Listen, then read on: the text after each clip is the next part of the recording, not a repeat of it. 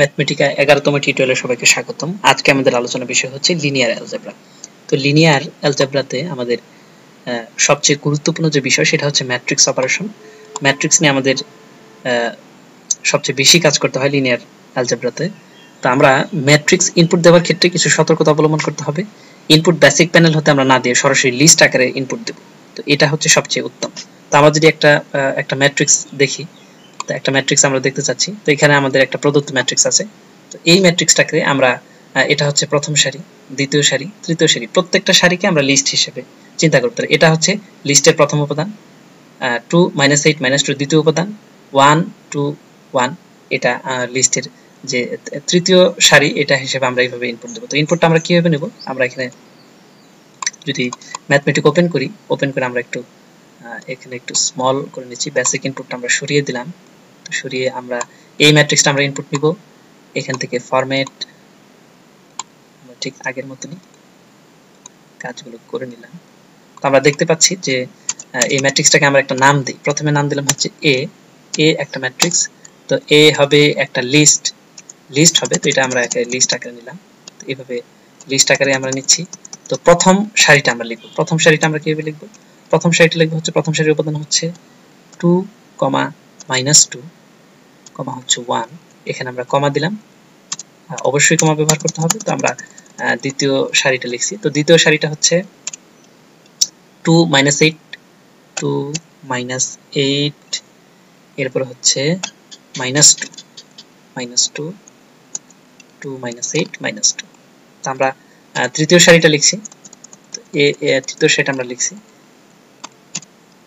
তৃতীয় সারি হচ্ছে 1, 2, হচ্ছে 1। এইটা হচ্ছে আমাদের ম্যাট্রিক্স ইনপুট দেওয়া, অর্থাৎ ইফেক্টিভ যে মেথড, এটা হচ্ছে আমাদের ইফেক্টিভ মেথড ম্যাট্রিক্স ইনপুট দেওয়ার জন্য। প্রথমে আমরা আমরা লিস্ট নিয়ে নিয়েছি। তো লিস্টটা আমরা শুরু হবে এখানে লিস্টটা শেষ হবে। এরপরে এটা হচ্ছে আমাদের প্রত্যেকটা রোকে আমি লিখেছি, প্রত্যেকটা লোকে লিখেছি, কমা ব্যবহার করেছি, প্রত্যেকটির মাঝে কমা ব্যবহার করেছি। এখন যদি আমি শিফট এন্টার প্রেস করি, তাহলে আমরা দেখতে পাচ্ছি যে আমাদের একটা লিস্ট অলরেডি আসছে। এখান থেকে আমরা যেহেতু এ তে অ্যাসাইন করেছি, শিফট এন্টার যদি আমরা চাপি, সেহেতু আমরা দেখতে পারবো যে এখানে যে এলিমেন্টস গুলো আছে সেগুলা দেখাচ্ছে এখানে। তো আমাদের আরেকটা কমান্ড শিখতে হবে, সেটা হচ্ছে ম্যাট্রিক্স ফর্ম। একটা ফাংশন রয়েছে অথবা ম্যাট্রিক্স ফর্ম যে কমান্ড রয়েছে, এই কমান্ড দুটির যে ব্যাখ্যা সেটা আমাদের শিখতে হবে। এখন প্রথমেই আমরা যে একটা লিস্ট তৈরি করেছি, এই যে লিস্ট আকারে আমরা ম্যাট্রিক্সটা ইনপুট নিয়েছি, এখন ইনপুটটা সঠিক কিনা, অর্থাৎ অ্যাকচুয়ালি এটি ম্যাট্রিক্স ফর্ম করে কিনা, সেটা আমাদের দেখার জন্য আমাদের ম্যাট্রিক্স ফর্ম মেথড আমরা ব্যবহার করব। ম্যাট্রিক্স ফর্ম আমরা লিস্ট আকারে এখানে আমরা ম্যাট্রিক্সটা ইনপুট নিয়েছি, আমরা এখানে বসালাম। তো শিফট এন্টার চাপলাম, চাপার পরে আমরা দেখছি যে আমাদের যে ফলাফলটা আসতেছে, অর্থাৎ ম্যাট্রিক্স ফর্মটা ঠিক আছে কিনা, আমরা এটার সাথে তুলনা করে দেখতেছি যে আমাদের স্যাম্পল যে ম্যাট্রিক্সটা আছে সেটার সাথে তুলনা করে দেখতেছি যে আমাদের ইনপুটটা ঠিক আছে, ইনপুট নেওয়াটা ঠিক আছে। যদি আমরা এ কে লিখি, এইভাবে লিখি, যদি এখানে ডাবল স্ল্যাশ দিয়ে যদি আমরা ম্যাট্রিক্স ফর্ম লিখি, তাহলেও কিন্তু ঠিক একই কাজ হবে। তো আমাদের ম্যাট্রিক্স ইনপুট কিভাবে নিতে হবে আমরা এটা শিখলাম। তো ম্যাট্রিক্স ইনপুট নেওয়ার জন্য আমাদের যে ইফেক্টিভ মেথড, সেটা হচ্ছে ম্যাট্রিক্স ইনপুট দেওয়ার ক্ষেত্রে সতর্কতা হচ্ছে ইনপুট বেসিক প্যানেল হতে না দিয়ে সরাসরি লিস্ট আকারে দেওয়াটা উত্তম, এবং সেটি ম্যাট্রিক্স ফর্ম করে কিনা সেজন্য আমরা ম্যাট্রিক্স ফর্ম ফাংশন অথবা ম্যাট্রিক্স ফর্ম কমান্ড ব্যাখ্যা করতে পারি। একটি ম্যাট্রিক্সের আইগেন মান এবং আইগেন ভেক্টর সমূহ আমরা এখন নির্ণয় করব। তো এটা আমাদের অত্যন্ত প্রয়োজনীয় এবং সবচেয়ে বেশি প্রয়োজন হয় এই আইগেন মান এবং আইগেন ভ্যালুটা নির্ণয় করা। তো আমরা কিভাবে করতে পারি? তো আমরা এখানে যদি একটা নতুন ডক নেই, আমরা এখানে একটু পরিবর্তন করলাম,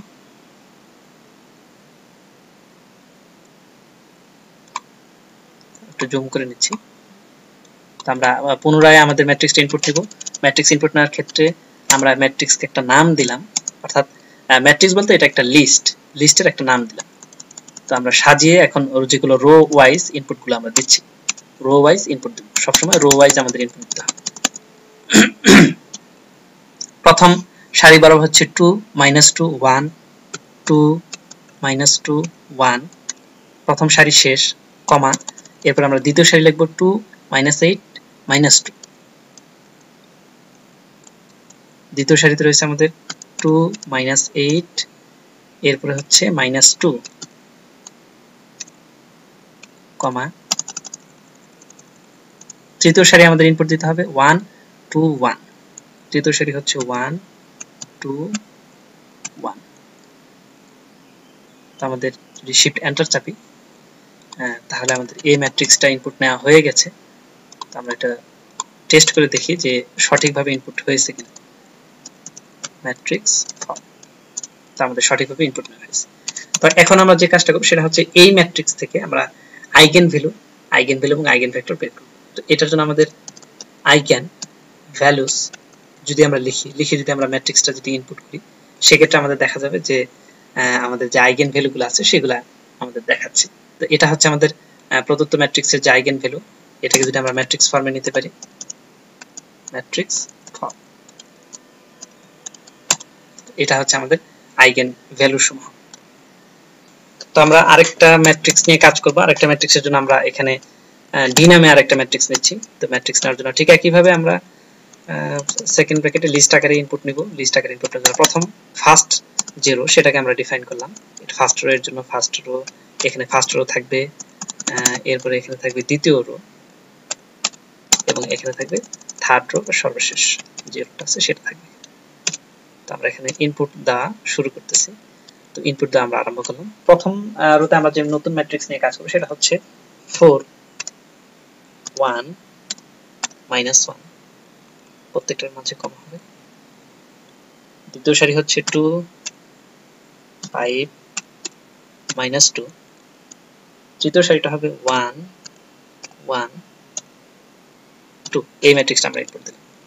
শিফট এখানে দুঃখিত, ডি সিম্বল ইজ প্রটেক্টেড, ভুলবশত আমরা ডি ব্যবহার করেছি। ডি আমরা ব্যবহার করতে পারবো না, কারণ ডি এটি একটি প্রটেক্টেড কিওয়ার্ড। প্রটেক্টেড কারণ আমরা ডি দ্বারা সাধারণত পার্শিয়াল ডেরিভেটিভ করি, এজন্য এটি রিজার্ভ রয়েছে। আমরা ডি ব্যতীত অন্য কোনো সিম্বল আমাদের ব্যবহার করতে হবে। আমরা সি ব্যবহার করব, সি প্রটেক্টেড, আমাদের সিসি ব্যবহার করতে পারি।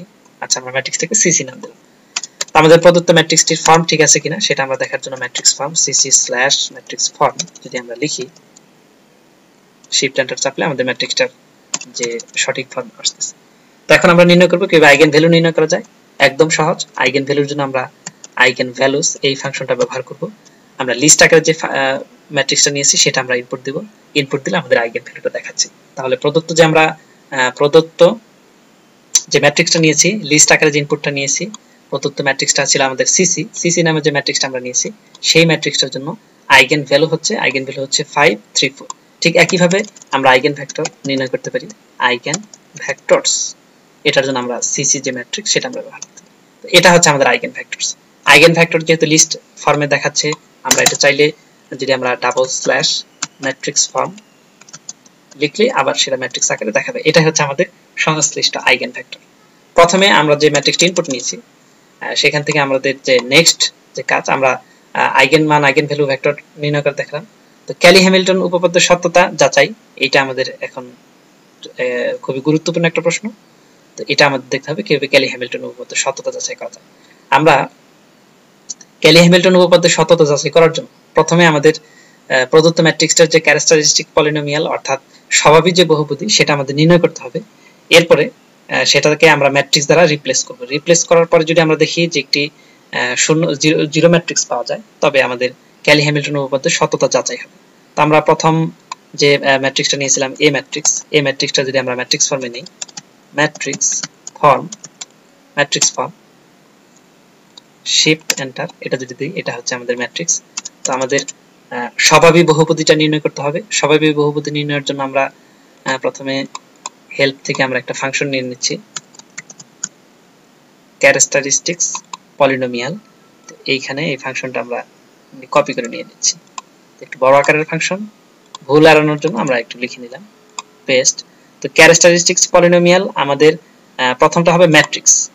তো আমাদের এই ম্যাট্রিক্সের স্বাভাবিক বহুপদী আমরা নির্ণয় করব। তাহলে এই লিখলাম, শিফট এন্টার যদি আমরা চাপি তাহলে দেখা যাচ্ছে যে এই যে এই ম্যাট্রিক্সের যে স্বাভাবিক বহুপদী সেটা হচ্ছে আমাদের এই সমীকরণ। এখন আমাদের যে কাজটা করতে হবে সেটা হচ্ছে এখানে আমরা এই সমীকরণটাতে যে চলক রয়েছে x, এই x টাকে আমরা ম্যাট্রিক্স হিসেবে বিবেচনা করব এবং আমাদের যে প্রদত্ত ম্যাট্রিক্স দ্বারা এটাকে রিপ্লেস করব। তো এখানে যদি আমরা এটাকে রিপ্লেস করতে চাই তাহলে আমরা আমাদের যে কাজ করব সেটা হচ্ছে প্রথমে হচ্ছে 12, 12 এর সাথে আমরা গুণ দিব হচ্ছে আমাদের যত ক্রমের ম্যাট্রিক্স তত ক্রমের একটি আইডেন্টিটি বা অভেদ ম্যাট্রিক্স দ্বারা আমাদের গুণ করতে হবে। অভেদ ম্যাট্রিক্স আনার জন্য আমরা একটা ফাংশন ব্যবহার করি, সেটা হচ্ছে identity matrix, identity matrix TRIX, identity matrix. যেহেতু 3 ক্রমের আইডেন্টিটি ম্যাট্রিক্স প্রয়োজন, আমরা 3 লিখে দিলাম। এরপরে যদি আমরা পরবর্তীতে দেখি এখানে আছে প্লাস চিহ্ন, তো আমরা এখানে প্লাসই দেব।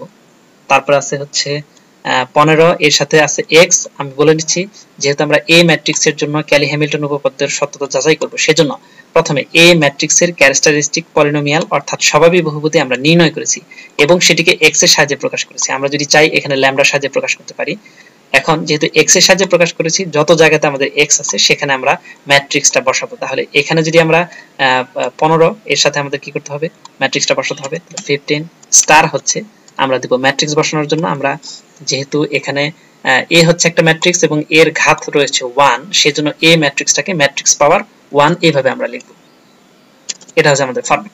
আমি আবার বলছি, প্রথমে আমাদের এখানে হচ্ছে আমরা জানি একটি অভেদ ম্যাট্রিক্সের যে নির্ণায়ক, অভেদ ম্যাট্রিক্সের নির্ণায়ক হচ্ছে 1, অর্থাৎ 12 এর সাথে যদি আমরা 1 গুণ করি মানের কোনো পরিবর্তন হয় না। সেক্ষেত্রে আমরা 12 এর সাথে আমরা একটা আইডেন্টিটি ম্যাট্রিক্স, অর্থাৎ যেহেতু আমাদের প্রদত্ত ম্যাট্রিক্সটা 3 ক্রমের, সেহেতু আমরা 3 ক্রমের একটি অভেদ ম্যাট্রিক্স গুণ করতে পারি। পরবর্তীতে আমাদের যত জায়গায় x আসবে ঠিক সবগুলোকে আমরা আমাদের যে ম্যাট্রিক্সের জন্য ক্যালি হ্যামিল্টন উপপাদ্যের সত্যতা যাচাই করব, অর্থাৎ a ম্যাট্রিক্স দ্বারা আমরা রিপ্লেস করব। তাহলে এখানে যদি আমরা চিন্তা করি, এখানে হচ্ছে a - 5 * a স্কয়ার, অর্থাৎ a * a, এবং এখানে হচ্ছে আমাদের a কিউব। এটা হচ্ছে আমাদের, হ্যাঁ। তো আমরা এখানে লিখতে পারবো, এটাকে আমরা প্রকাশ করব হচ্ছে ম্যাট্রিক্স পাওয়ার, ম্যাট্রিক্স POWER, ম্যাট্রিক্স পাওয়ার। তো এখানে আমরা দেখতে পাচ্ছি শুধু x রয়েছে, তার মানে আমরা এখানে শুধু a লিখব এবং ঘাত হচ্ছে 1, অর্থাৎ x এর ঘাত হচ্ছে 1 মাইনাস, এরপর হচ্ছে -5x স্কয়ার। এটা হচ্ছে 5, আমরা এখানে যদি লিখি 5 স্টার ম্যাট্রিক্স পাওয়ার, ম্যাট্রিক্স POWER, ম্যাট্রিক্স পাওয়ার হচ্ছে a ম্যাট্রিক্স এবং তার ঘাত হচ্ছে 2 এবং সর্বশেষ হচ্ছে মাইনাস, এটাকে আমরা দেব হচ্ছে ম্যাট্রিক্স পাওয়ার TR। তো এখানে আমাদের -x³, এখানে আমরা x³ কে এর দ্বারা রিপ্লেস করব, এইজন্য আমরা লিখব ম্যাট্রিক্স পাওয়ার। ম্যাট্রিক্স পাওয়ার হচ্ছে একটা ফাংশন। আসলে ম্যাট্রিক্স x³ এখানে আমরা যদি a বসাই তাহলে হচ্ছে, অর্থাৎ ম্যাট্রিক্সটাকে 3 বার গুণ, এইটা আসলে বোঝাচ্ছে। তো এটা সহজভাবে করার জন্য আমাদের ম্যাট্রিক্স পাওয়ার ফাংশনটা ব্যবহৃত হয়। তাহলে ম্যাট্রিক্স পাওয়ার হচ্ছে আমাদের, এখানে আমরা দেব a, 3। যদি শিফট এন্টার চাপি তো এখানে আমরা যদি আরেকটু ম্যাট্রিক্স ফর্ম আমরা লিখি, ম্যাট্রিক্স ফর্মে যদি দিই দেখা যাচ্ছে আমাদের 0 0 ম্যাট্রিক্স পাওয়া যাচ্ছে। অতএব এটা ক্যালি হ্যামিল্টন উপপাদ্যের সত্যতা যাচাই হলো। তাহলে আমরা প্রাথমিকভাবে আমরা কি পাচ্ছি যে প্রথম হচ্ছে ম্যাট্রিক্স ইনপুট দেওয়ার ক্ষেত্রে সতর্কতা, বেসিক ইনপুট প্যানেল থেকে না দিয়ে আমরা সরাসরি লিস্ট আকারে দেব। তো প্রদত্ত ইনপুট যেটা দেওয়া হচ্ছে ম্যাট্রিক্স, সেটি ম্যাট্রিক্স ভ্যালিড কিনা, ম্যাট্রিক্স ফর্মে ভ্যালিড ফর্মে আছে কিনা, সেটার জন্য আমরা ম্যাট্রিক্স ফর্ম ফাংশন অথবা ম্যাট্রিক্স ফর্ম কমান্ড ব্যবহার করতে পারি। একটি ম্যাট্রিক্সের আইগেন মান এবং আইগেন ভেক্টর সমূহ আমরা নির্ণয় করলাম, ক্যালি হ্যামিল্টন উপপাদ্যের সত্যতা যাচাই করলাম। পরবর্তী সময়ে সমীকরণ জোটকে আমরা কিভাবে লিনিয়ার সলভ ফাংশন দিয়ে সলভ করতে পারি সেটা আমরা দেখব। তো এখানে ক্যালি হ্যামিল্টন উপপাদ্যের সত্যতা আমরা প্রমাণ করেছি। তো ক্যালি হ্যামিল্টনটা অত্যন্ত গুরুত্বপূর্ণ একটা টপিক ছিল। ক্যালি হ্যামিল্টনের ক্ষেত্রে যেটা আমরা করেছি সেটা আমরা, এটা হচ্ছে আমাদের ক্যালি হ্যামিল্টন উপপাদ্যের সত্যতা আমরা যাচাই করলাম। তো ক্যালি হ্যামিল্টন সর্বশেষ আমাদের যেটা শিখতে হবে সেটা হচ্ছে আমরা সিস্টেম অফ লিনিয়ার ইকুয়েশন অথবা একগুচ্ছ সমীকরণ জোট কিভাবে আমরা এই লিনিয়ার সলভ ফাংশন ব্যবহার করে সমাধান করতে পারি। এটার জন্য প্রথমে আমরা আমাদের যে সমীকরণ জোট তিনটা আমরা লিখে নিচ্ছি। সমীকরণ জোটটা হচ্ছে 2x প্লাস হচ্ছে 2z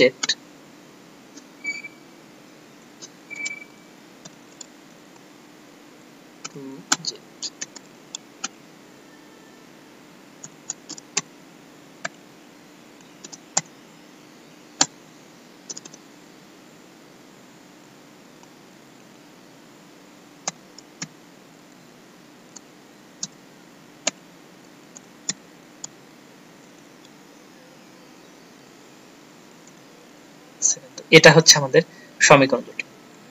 এখন আমরা যে কাজটা করব সেটা হচ্ছে একটা সহগ ম্যাট্রিক্স আমরা নেব। সহগ ম্যাট্রিক্সকে আমরা এখানে আমরা অন্য একটি অক্ষর mm দ্বারা প্রকাশ করলাম সহগ ম্যাট্রিক্স। তো সহগ ম্যাট্রিক্সটা হচ্ছে 2 1 3 হচ্ছে 1 2 4 2 3 5 এবং এখানে যেখানে আমাদের কনস্ট্যান্ট গুলো রয়েছে সেটাকে 1 2 7।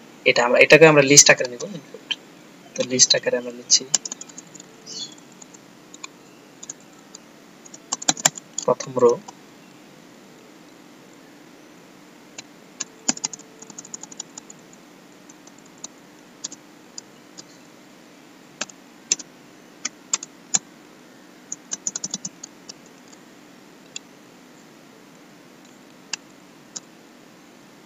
প্রথম রো হচ্ছে 2, এই আমরা সারি বরাবর ইনপুট 2 1 2 2 1 2, পরবর্তীতে হচ্ছে 1 2 3 এবং নেক্সট যেটা সারি 3 4 5 3 4 5। এটা ছিল আমাদের আমরা সহগ ম্যাট্রিক্স নিলাম। এরপর আমাদের যে ধ্রুবক ম্যাট্রিক্স বি এটাকে আমরা লিস্ট আকারে নিতে পারি। এটাকে আমরা লিস্ট আকারে নেব।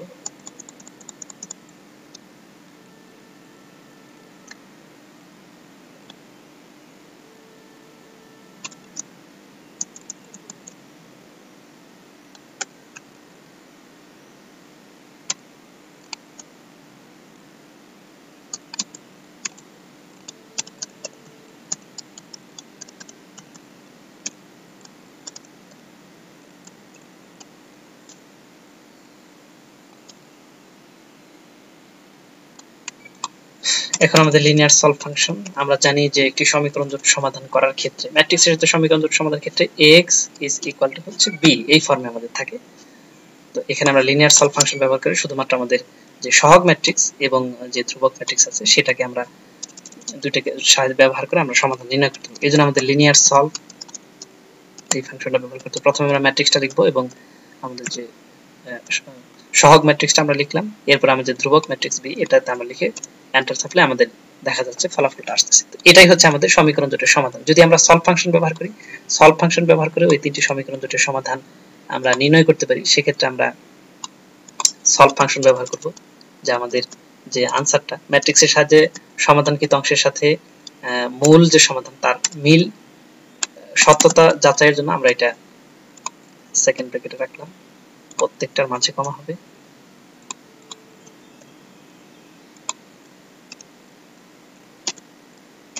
চলকগুলিকে আমরা লিখে দিচ্ছি x y z।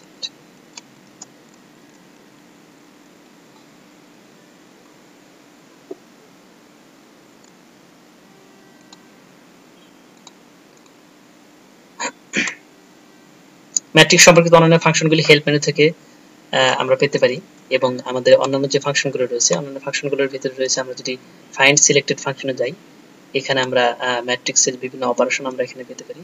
তো এখানে ম্যাট্রিক্স অপারেশনের ভিতরে ডট, তারপরে ম্যাট্রিক্সের ইনভার্স নির্ণয় করা, ট্রান্সপোজ নির্ণয় করা, কনজুগেট ট্রান্সপোজ নির্ণয় করা, তারপরে ম্যাট্রিক্সের ডিটারমিনেন্ট নির্ণয় করা, ট্রান্সপোজ নির্ণয় করা, সব ফাংশনগুলি আমাদের দেওয়া আছে। শুধুমাত্র আমরা ম্যাট্রিক্সটাকে সঠিক রূপে আমরা ইনপুট দিয়ে নিব। তো ইনপুট দেওয়ার পরে আমাদের সঠিক রূপে ইনপুট দেওয়ার পরে সেই ম্যাট্রিক্সটাতে আমরা বিভিন্ন অপারেশন করতে পারি, অর্থাৎ ম্যাট্রিক্সটা শুধুমাত্র আমাদের প্রদত্ত ফাংশনের ইনপুট হিসেবে দিলেই আমাদের লভ্য যে ফলাফল সেটা আমরা পেয়ে যাব। আশা করি হেল্প ফাংশন থেকে দেখে অ্যাডভান্স লেভেলের যে এক্সারসাইজগুলো আছে সবাই এটা করতে পারবে। তো এখানে আমাদের মোটামুটি আজকে এই পর্যন্তই আমাদের ছিল টিউটোরিয়াল।